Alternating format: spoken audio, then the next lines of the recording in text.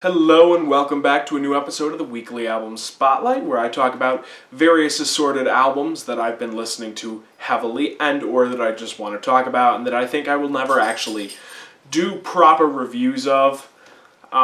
This one is one where fingers crossed, I might revisit this someday. I might go back and do a full review of this. I think I probably could, but I want to do a more loose, off-the-cuff video about it, and that is Prefab Sprouts, 1985 masterwork, Steve McQueen, titled Two Wheels Good in America because their record label was afraid that Steve McQueen's estate was going to sue them.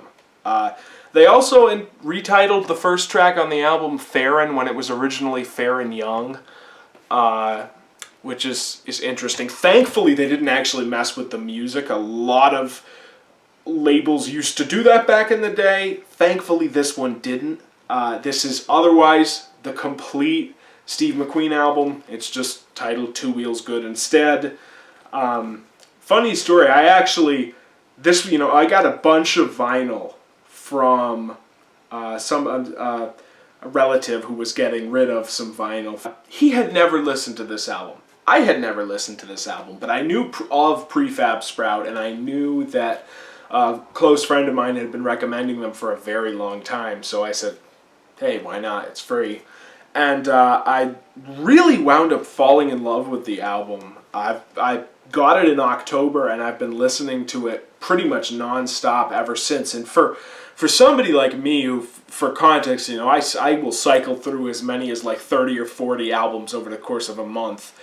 For something to stay in my listening habits for that long really says a lot.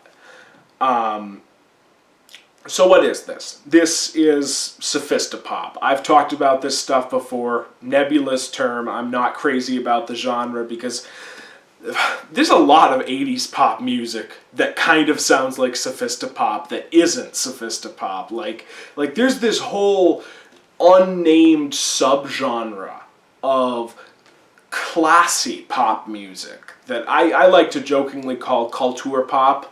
It's your Joe Jackson kind of stuff. Your mid-period talk, Joe Jackson, Imperial Bedroom by Elvis Costello, that kind of stuff. That kind of coffee house pop that, it was probably for the people who, thought they were a little too good to be listening to the Human League and Michael Jackson. They needed something a little more intelligent in their lives.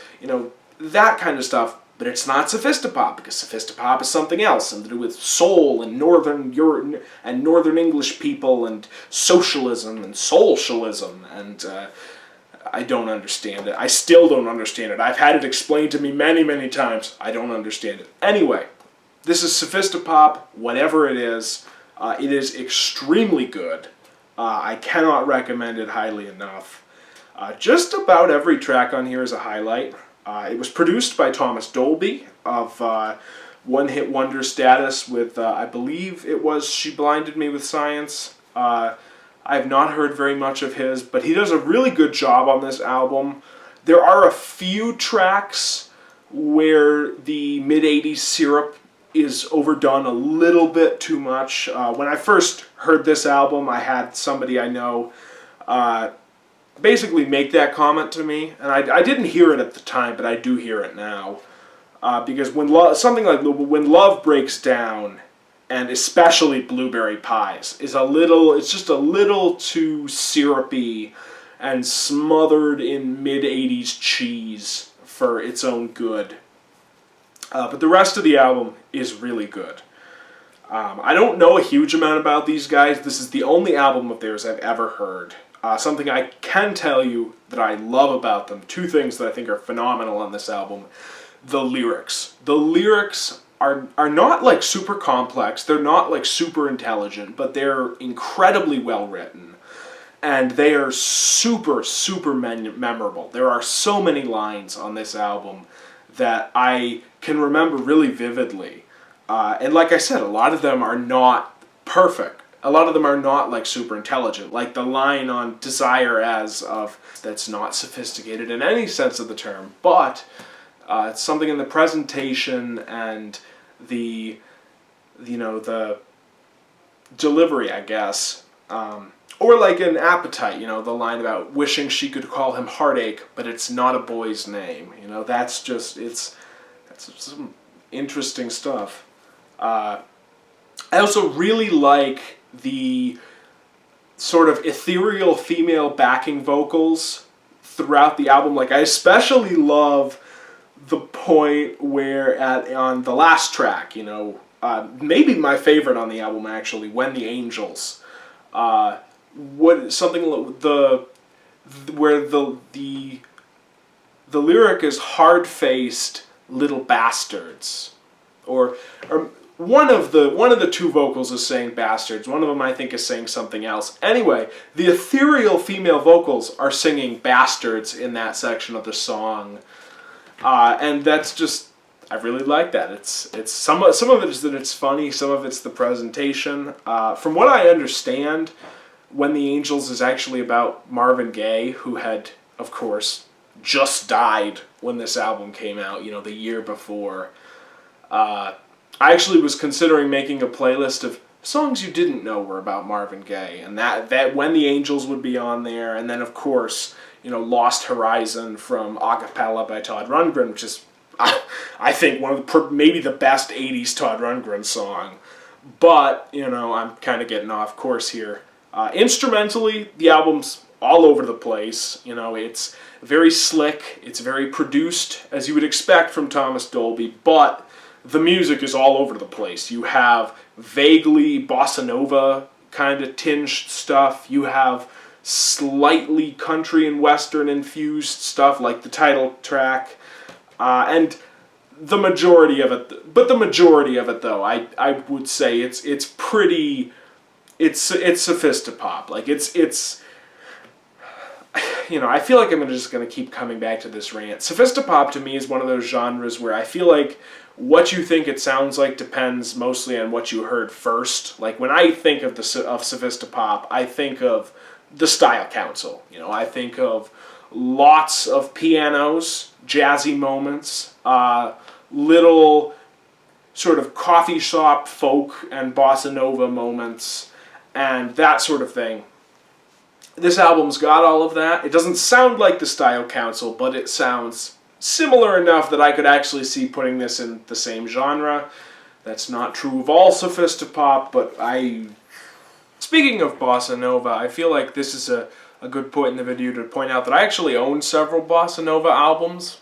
I didn't buy them, they just sort of wound up in my hands. But they're okay. I like the genre okay. This one always makes me laugh because I always, you know, sort of have the intrusive thought of, like, you know, instead of being Antonio Carlos Jobim, or Hobim, or however you pronounced his last name, I don't know. I am a dumb American people. The composer of Desafinado Plays, I always read it as the composer of Despacito Plays. And that, now you too shall suffer with that knowledge. Anyway, kind of spitballing here because I don't really know what else to say about Steve McQueen. It is a phenomenal album. I highly recommend you check it out. And in my small experience of the genre, it's probably the best sophistopop album I've heard. You know, the Style Council are really, really good, and Confessions of a Pop Group is right up there with Steve McQueen to me. But a lot of their albums are kind of patchy. You know, actually, you know, I take that back. I would say that Our Favorite Shop is like right up there with Steve McQueen. Confessions of a Pop Group is somewhere below. You know, there are no tracks I really dislike on this album. Like I said, Blueberry Pies is probably the weakest song on the album to me because I just want to skip it every time. But When Love Breaks Down, once it actually gets going, you know, it's one of those where the chorus is good. I like most of the verses, but that intro is just syrupy, and it's too syrupy for me. It's kind of the problem I have with a lot of '90s R&B. It's like drowning in honey. That's the kind of saccharine, syrupy how many times, take a shot every time I say syrupy in this video. Die of alcohol poisoning.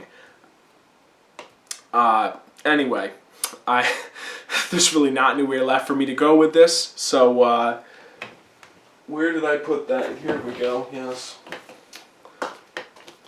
Listen to Prefab Sprout, everybody. It's a phenomenal album. It sounds pretty good on record. I also have the CD. Sounds about the same on CD to me. Maybe a little warmer and richer on the vinyl, but that's just the format, you know. I am not a vinyl dogmatist by any stretch of the imagination. I mean, just... Anyway, I will see you all next time. Maybe tomorrow, maybe the next day, maybe next week. I absolutely hate when I wind up saying, you know, I'll see you tomorrow, and then I don't make a video for another week, which I think I did last time. But anyway, I will see you guys some other time.